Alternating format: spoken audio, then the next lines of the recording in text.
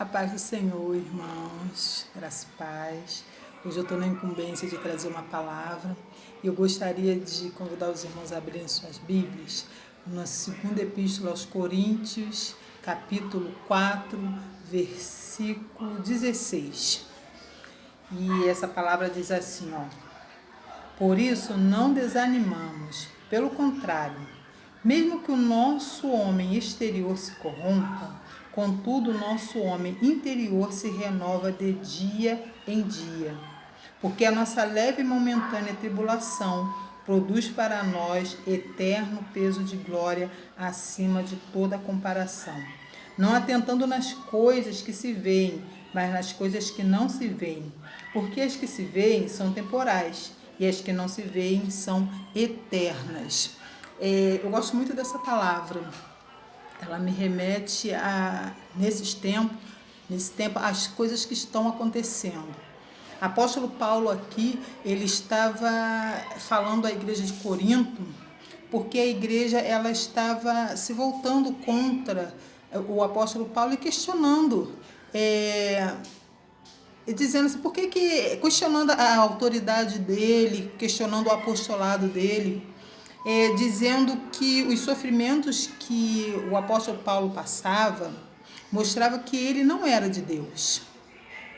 Porque se ele fosse de Deus, ele não estaria passando por essas coisas. E não é diferente de nós nesses dias. As pessoas têm questionado aqui por que nós estamos passando por essas coisas que têm acontecido no mundo. Por que nós temos passado por morte? Por que nós temos passado por tribulação? Muitos apontam-nos e dizem assim, vai aquele crente que se diz crente, mas que também perdeu A, perdeu B da sua família. O mundo está assim... questionando o porquê que nós temos passado por esse processo também de sofrimento que está no mundo. E o apóstolo Paulo, ele já nos dizia por que desse sofrimento todo, né?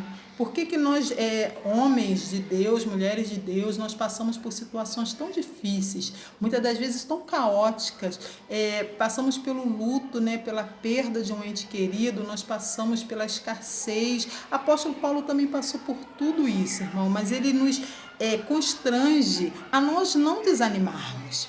E ele diz o porquê. Por quê? Por que razões eu passo por tudo isso? Por que razões Deus permite que eu passe por tudo isso? Irmãos, no versículo 7 desse mesmo capítulo, ele diz uma coisa muito importante. Temos, porém, este tesouro em vasos de barro, para que a excelência do poder seja de Deus e não de nós. Por que nós passamos por tudo isso, irmãos? Para que nós sejamos aperfeiçoados, para que nós não venhamos a nos engrandecer naquilo que o Senhor nos deu. Nós somos vasos de barro e o que nós temos dentro de nós e que levamos para o mundo, que é o verdadeiro tesouro. Nós temos que entender que todo o sofrimento que Paulo passava era pelos mesmos motivos que nós temos passado, para que nós venhamos a nos manter humildes, quebrantados, para que o poder de Deus ele venha ser aplicado nas pessoas através de nós, porque nós somos instrumentos de Deus. Então, por essas razões nós sofremos, por essas razões o mundo nos olha e muitas das vezes nos questiona, mas o nosso sofrimento tem razão, mas o nosso sofrimento também tem fim. Aqui o apóstolo Paulo, ele nos constrange a não desanimar. Não se desanime por causa dessas coisas. Não desanime porque você está passando por um processo. Não desanime porque você está esperando alguma coisa de Deus e ainda não chegou. Não desanime porque você está passando por uma tribulação, está passando por um constrangimento até. Apóstolo Paulo ainda fala, em tudo somos atribulados, porém não angustiados. Perplexo, muitas das vezes a gente fala, Senhor, por que eu estou passando por isso? A gente fica perplexo, assim, o que está acontecendo? Eu sou tua serva, eu sou teu servo, por que eu estou passando por isso? Mas ainda que a gente venha ficar perplexos, não entendendo o que está acontecendo conosco, nós não devemos desanimar. Ele ainda fala perseguidos, mas não desamparados, abatidos, porém não destruídos. Irmãos, nós vamos passar por todo esse processo de perplexidade, de tribulações, de desânimo, de perseguição, mas em todas essas coisas nós não estamos destruídos.